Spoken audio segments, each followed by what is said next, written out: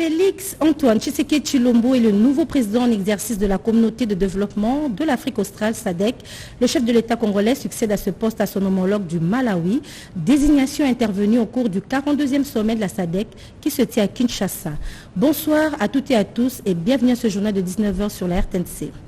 Le 42e sommet ordinaire de la communauté de développement de l'Afrique australe s'est tenu aujourd'hui à Kinshasa dans la salle de congrès du Palais du Peuple. Cette rencontre a été marquée par la passation du pouvoir entre le président sortant Lazarus Chakwera du Malawi avec le nouveau président de la SADC, Félix Antoine Tshisekedi Tshilombo, président en exercice. Un franc succès. Le 42e sommet de la communauté de développement de l'Afrique australe à Kinshasa l'aura été, au regard notamment de la forte présence des chefs d'État, 10 au total, qui ont répondu à l'invitation de leur homologue de la RDC, Félix Antoine Tshisekedi Tshilombo, le président de la République et ses hôtes d'Omak, le roi d'Eswatini et le président du Malawi, d'Afrique du Sud, de la Tanzanie, la Namibie, du Zimbabwe, des Maurice, des Seychelles, de la Zambie et du Mozambique se sont tous retrouvés ce mercredi 17 août 2022 au Palais du Peuple pour leur brillante participation au sommet ordinaire de chefs d'État et de gouvernement de la SADC placé sous le thème « Promouvoir l'industrialisation au moyen de l'agro-transformation, la valorisation des minéraux et du développement de chaînes de valeur régionales en vue d'atteindre une croissance économique inclusive et durable ».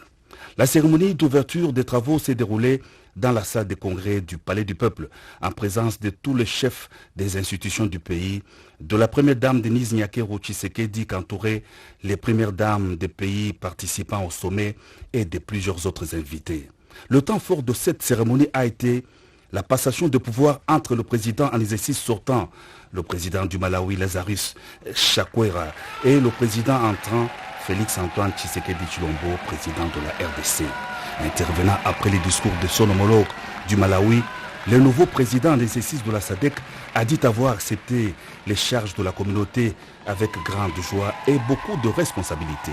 Il a salué le brillant mandat de son prédécesseur qui a permis la réalisation de différents projets intégrateurs en dépit de la conjoncture difficile liée au Covid-19 avant de circonscrire sa mission à la tête de la SADC. Mon pays, la République démocratique du Congo, par le truchement de son gouvernement, affirme son engagement à appuyer la mise en œuvre des programmes et des projets inscrits dans le plan indicatif régional de développement stratégique, le RISDP 2020 à 2030, inspiré par la vision 2050 de la SADC. Notre chère communauté se donne donc pour mission de promouvoir la croissance économique durable et équitable, le développement socio-économique au moyen de systèmes efficients de production, du renforcement de la coopération et de l'intégration, de la bonne gouvernance, de la paix et de la sécurité durable, de sorte que la région s'impose comme un acteur compétitif et efficace sur la scène internationale et au sein de l'économie mondiale. À cet égard, durant mon mandat, je m'activerai à implémenter les programmes destinés à développer les infrastructures et les services de la région qui sont en lien direct avec nos principales stratégies qui visent à stimuler l'intégration économique et à éradiquer la pauvreté dans la région de la SADC. Le chef de l'État Félix Antoine Tshisekedi Tshilombo a aussi remercié ses pairs pour la solidarité de leur pays avec le peuple congolais face à l'agression du Rwanda. Permettez-moi de remercier notre communauté, la SADC, pour sa solidarité avec le peuple congolais au moment où notre pays est victime d'une agression lâche et barbare de la part de son voisin, le Rwanda. Et nos remerciements appuyés à la République d'Afrique du Sud la République du Malawi et la République unie de Tanzanie, dont les vaillants soldats partagent leur sort avec les nôtres au prix du sacrifice suprême pour que la paix revienne dans la partie est de notre pays.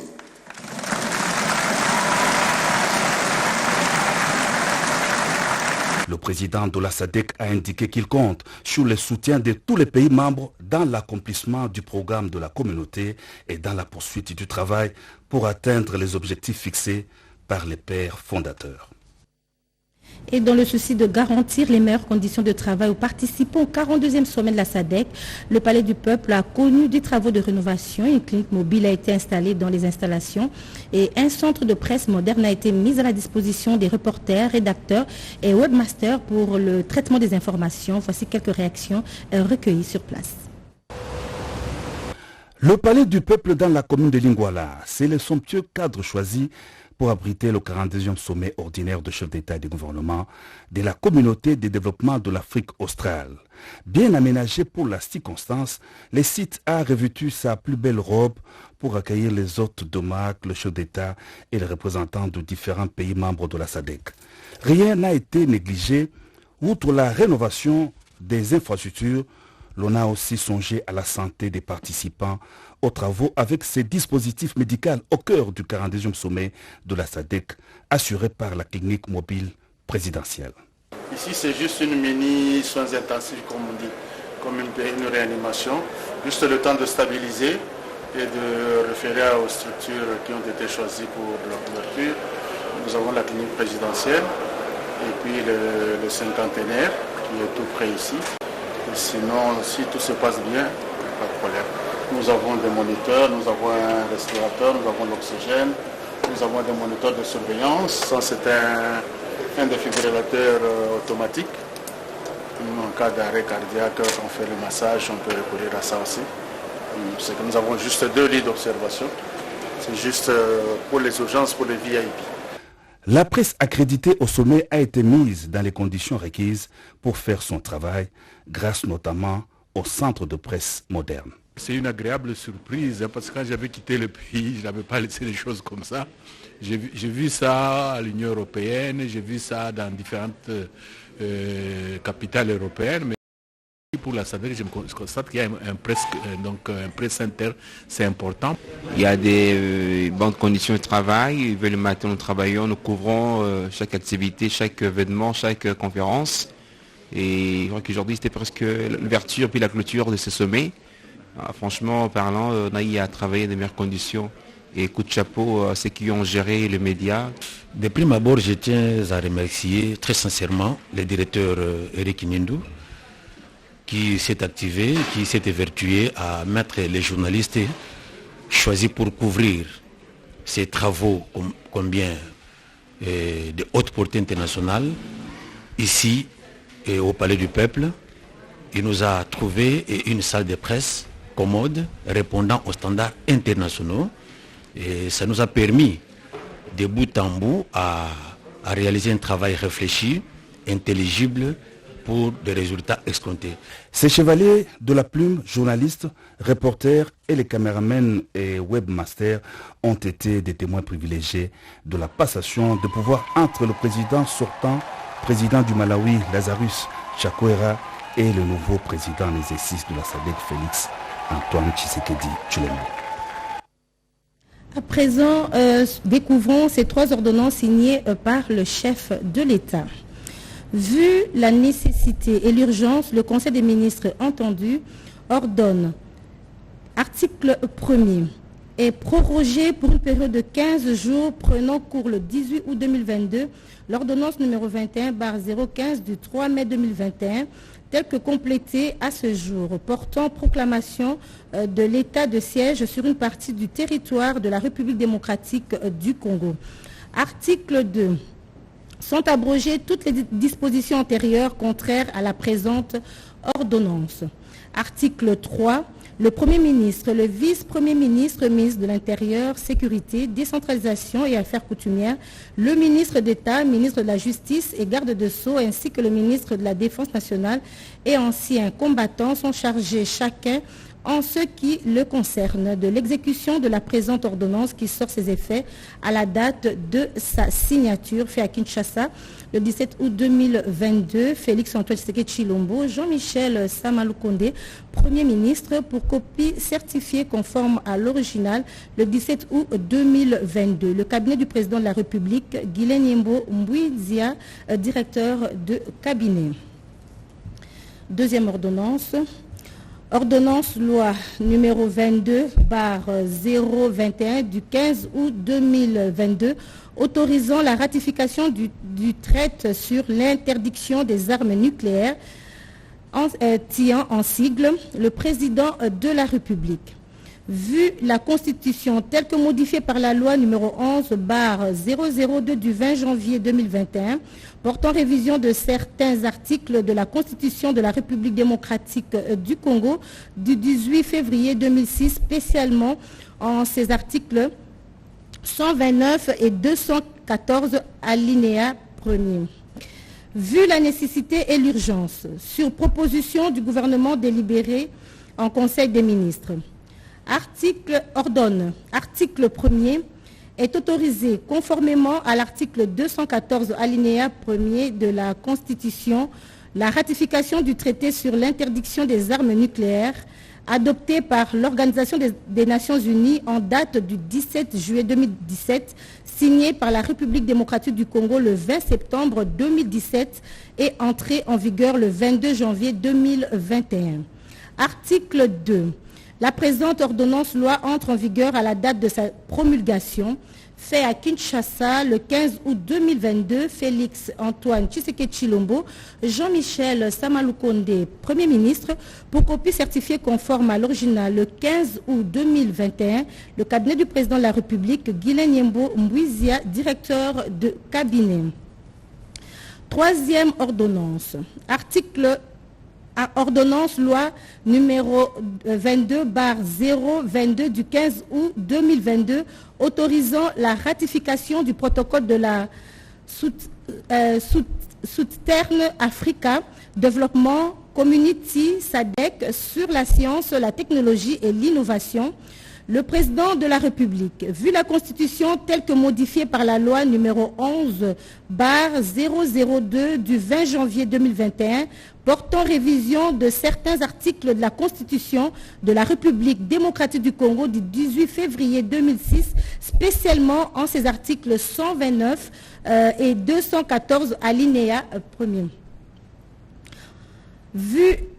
Vu la nécessité et l'urgence, sur proposition du gouvernement délibéré en Conseil des ministres, ordonne, article 1er, est autorisé conformément à l'article 214 alinéa 1er de la Constitution la ratification du protocole de Southern Africa Development Community SADC en sigle sur la science, la technologie et l'innovation signé à Johannesburg par la République démocratique du Congo le 17 août 2008. Article 2. La présente ordonnance loi entre en vigueur à la date de sa promulgation, fait à Kinshasa le 15 août 2022, Félix Antoine Tshisekedi Tshilombo, Jean-Michel Samalukonde Kyenge, Premier ministre, pour copie certifiée conforme à l'original le 15 août 2022, le cabinet du président de la République, Guilain Yembo Mbouizia, directeur de cabinet. Et poursuivons à présent ce journal. La République démocratique du Congo s'inspire de l'expertise du Sud-Africaine, dans la formation professionnelle. La ministre de la formation professionnelle, Antoinette Kilupou, en a discuté avec l'ambassadeur de la République démocratique du Congo avant d'échanger tour à tour avec la délégation du Bureau de l'Union européenne, de la DG du Fonds national de l'éducation et de la formation professionnelle. Cédric Kenina. Avec l'ambassadeur extraordinaire et plénipotentiaire de la République démocratique du Congo en Afrique du Sud, Fidèle Moulaja Binene, il a été question de s'imprégner de l'expérience sud-africaine en ce qui concerne la formation et l'apprentissage, mais aussi les opportunités qu'offre le pays des Mandela. La patronne de la formation professionnelle et métier Antoinette Kipulu Kabenga s'est montrée réceptive et a promis de faire les déplacements du pays des Mandela pour se rendre compte de l'expérience sud-africaine. La formation professionnelle est vraiment fer de lance. Donc on ne peut pas avoir seulement la jeunesse sans infrastructure. Puis s'en sont suivies deux autres audiences, l'une avec une délégation du bureau de l'Union européenne à Kinshasa et l'autre avec le directeur général du Fonds national de l'éducation et de la formation professionnelle, Jean-François Ekofo. Ces derniers est venu rendre compte du fonctionnement de ces fonds depuis que le Premier ministre Jean-Michel Samaloukonde Kingi a signé un arrêté visant à intégrer cette structure au sein de la formation professionnelle. Avec la délégation de l'Union européenne, il était question d'approfondir les sujets liés à la formation professionnelle et à la création des centres. La patronne de la formation professionnelle a sollicité un accompagnement dans l'amélioration de la gouvernance, la qualité de la formation, particulièrement dans le domaine de la protection de l'environnement, la préparation au métier de l'environnement et la diversification économique pour sortir certaines populations de l'exploitation forestière, l'agriculture et l'agro-industrie y compris. Et le 8 septembre prochain, l'humanité va célébrer la journée de l'alphabétisation. Les partenaires techniques et financiers œuvrant dans le secteur se sont réunis autour du ministre des Affaires sociales, Action humanitaire et solidarité nationale, Modeste Mutinga, pour les préparatifs. Yvette Mapuntima, Edith Chala, reportage. Kinshasa, le 16 août 2022. Le ministre des Affaires sociales, Action humanitaire et solidarité nationale, Modeste Mutinga Mutichai, a eu des échanges fructueux avec les partenaires techniques et financiers ainsi que les experts de son ministère pour les préparatifs de la Journée internationale de l'alphabétisation. Il était question d'élever les options sur les thèmes nationaux tout en envisageant la possibilité de repenser l'importance fondamentale des espaces d'apprentissage d'alphabétisation pour renforcer la résilience et assurer une éducation de qualité, équitable et inclusive pour tous. Signalons par ailleurs qu'en République démocratique du Congo, la Journée internationale de l'alphabétisation est placée sous le haut patronage du président de la République, chef de l'État, Félix Antoine Tshisekedi Tshilombo. Dans la province du Kwilu, une table ronde socio-économique pour le développement de la jeunesse a été organisée par la conseillère du chef de l'État en charge de la jeunesse et du genre, une option pour relever l'économie de cette province, nous dit Chimène Dondo. C'est une première pour la province du Kwilu, tenue dans le territoire de Massi-Manimba. Cette table ronde socio-économique de jeunes pour le développement du Kwilu.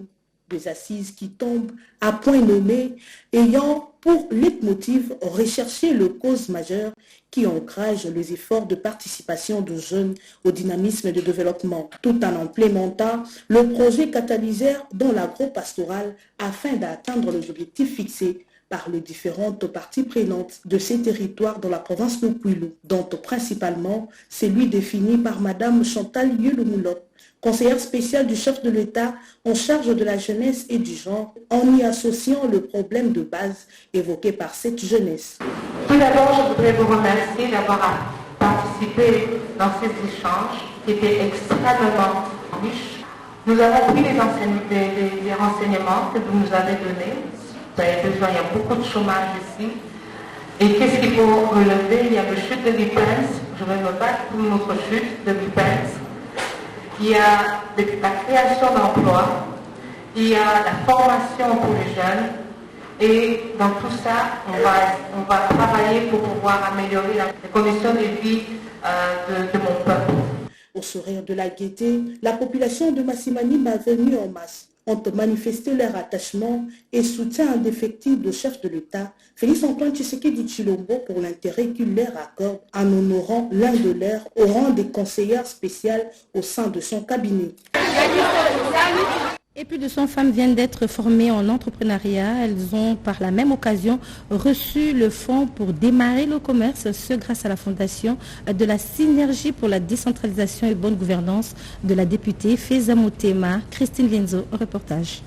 Total 100 femmes, parmi lesquelles les veuves et les filles mères, ont suivi cette formation en entrepreneuriat. À travers la dite formation, assurée par la Synergie pour la décentralisation et la bonne gouvernance pour la lutte contre la pauvreté, initiée par la députée nationale Christine Feza Motema, ces femmes qui ont travaillé avec assiduité sont devenues toutes capables de fabriquer le savon, les jus de baobab, l'eau de javel, la pâtisserie, les caramels, les détergents. Ajoutez à cela la transformation de poissons frais en poissons salés. Motif de fierté pour cet élu de la Lukunga, présidente ad intérim du regroupement AAA, membre de l'Union sacrée pour la nation. Au nom de l'équipe qui m'accompagne et à mon nom personnel, je vous adresse nos remerciements pour votre participation effective à cet atelier de formation. Je vous adresse nos remerciements pour le résultat obtenu, preuve de votre abnégation à promouvoir la maman de Lukunga. Le souhait de l'organisatrice était de les rendre indépendantes financièrement et améliorer le savoir-faire entrepreneurial de ces femmes venues du Kamunganga, des Biza villages, du quartier des anciens combattants et qui ont toutes reçu un brevet sanctionnant la fin de leur formation. Elles ont reçu aussi un fonds de démarrage les rendant de nos jours prête à démarrer une activité génératrice de recettes. Signalons par ailleurs que la députée nationale Christine Feza Motema entend poursuivre les mêmes formations dans les autres quartiers du district de la Lukunga dans les tout prochains jours. Voilà, la population de la commune urbaine et rurale de Kinseso va se frotter les mains. Un nouveau centre de santé dont les travaux sont en pleine finalisation vient résoudre tant soit peu leurs problèmes liés au social, œuvre d'un partenariat entre le gouvernement et l'agence internationale IPAS. Commune de Kisenso est comptée parmi les municipalités les plus enclavées de la ville-province Kinshasa. Cette situation nécessite la prise en compte de l'amélioration des conditions de vie des populations, surtout en ce qui concerne les soins de santé. Il y a 4 ans et demi maintenant, IPAS lancé le projet de soutien à la zone de santé de Kinseso pour l'amélioration de l'accès aux soins de santé et la reproduction, dont la contraception, mais aussi les soins d'avortement sécurisés. Nous avons donc dans la suite de ce programme-là identifié ce besoin de pouvoir soutenir la zone de santé à avoir une formation sanitaire qui répond aux normes de la couverture santé universelle. Il y a besoin de pouvoir aussi travailler sur les aspects qualité pour que la qualité des soins soit garantie. IPAS, l'un des partenaires du gouvernement, vient de doter la population de ces coins d'un nouveau centre de santé moderne, répondant ainsi à la vision du chef de l'État, celle d'atteindre la couverture santé universelle. Pour le médecin-chef des zones de Kisenso-Gare, cette infrastructure doit être entretenue pour le bien-être de la population. Dans un bref délai, l'ingénieur venait de nous dire que dans 3 semaines, on devra nous remettre l'ouvrage. Et nous demandons à la communauté de pouvoir bien gérer en bon père de famille cet ouvrage au moment où il sera disponible. Les bénéficiaires satisfaits de cette acquisition plaident pour le désenclavement de cette contrainte qui est inaccessible par manque de voies d'accès menant vers le centre de santé. Restons toujours à Kinshasa où les jeunes de différentes communes ont bénéficié d'une formation sur la promotion de la culture théâtrale en République démocratique du Congo. 40 jeunes ont été outillés dans l'interprétation dramatique, la mise en scène théâtrale, l'improvisation, la diction, la régie et la danse. Question de promouvoir les objectifs de développement durable ODD dans les secteurs de la culture. Le directeur général du théâtre des intrigants, Valentin Mitendi, a expliqué les contextes dans lesquels cette formation de jeunes était importante.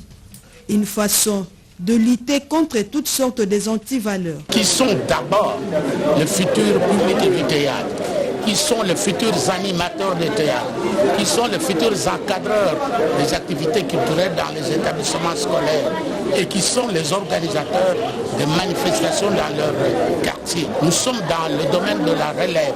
Les formations sont d'une grande importance pour eux. La mission finale est d'expérimenter des talents de jeunes afin de leur permettre de le mettre en pratique.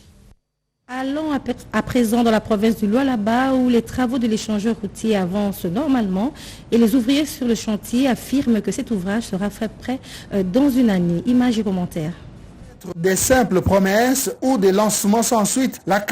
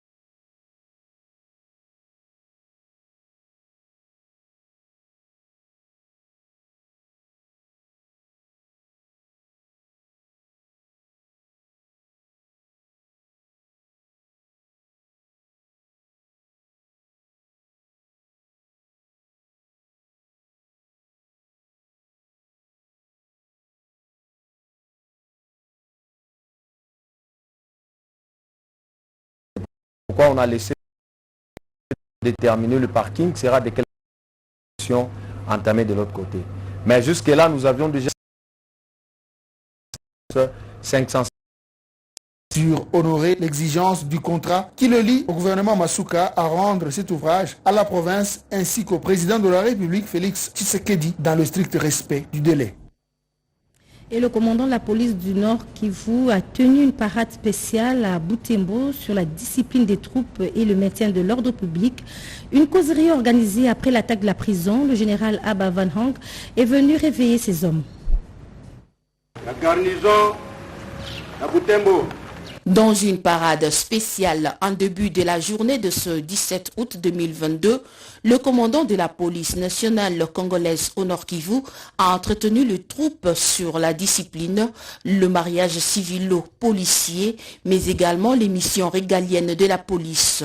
Objectif, obtenir la paix totale dans la ville Butembo, dernier théâtre des affrontements sanglants. Le général Abba Van Hang a insisté sur le résultat du travail de maintien de l'ordre public à la satisfaction de la population. Il s'est passé des choses de nature à décourager notre population par rapport à notre prestation. Okay?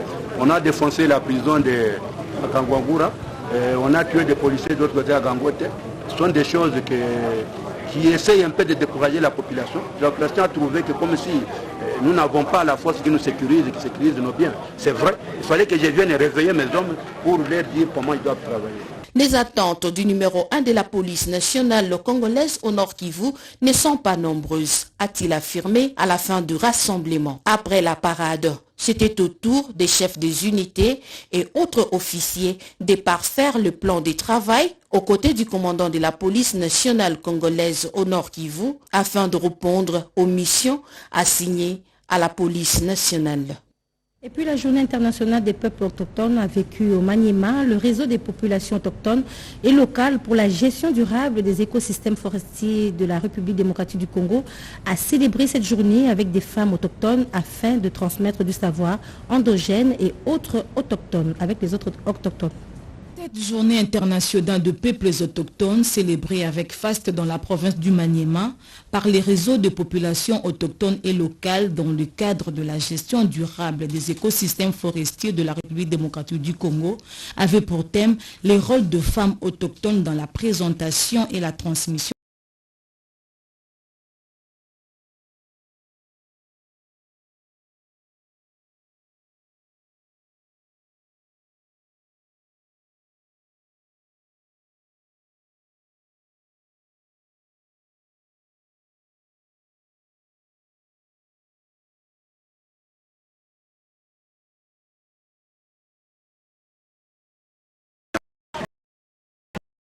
Des sous-hommes entières comme et ils ont toutes les libertés possibles et même les peuples autochtones doivent comprendre qu'ils sont citoyens à part entière. en République démocratique du Congo, ils ont non seulement des droits mais aussi des devoirs. Ils doivent être libres dans le mouvement tel que je venais de le brosser, parce qu'ils connaissent aussi des moments très difficiles. Quand un chef, par exemple, décide à ce qu'un autochtone ne puisse pas se déplacer, là, ça ne marche pas. Et ils sont dans la salle, nous avons dit cela en présence non seulement des chefs, mais aussi en leur présence pour qu'ils prennent conscience de travailler ensemble avec nous ou de nous contacter la plupart des fois quand ils sont en difficulté. Malheureusement aussi, et que même la communication, ils n'en ont pas. Et nous devons travailler d'arrache-pied pour qu'il y ait même le réseau cellulaire dans l'air campement. Les chefs coutumiers ainsi que le peuple autochtone ont pris part à cette cérémonie. Reste au Maniema où il y a eu ouverture depuis hier mardi 16 août 2022 du conclave organisé par les 3 fédérations de l'UDPS Tshisekedi. Ces assises placées sous le thème UDPS Maniema face aux enjeux politiques de l'heure.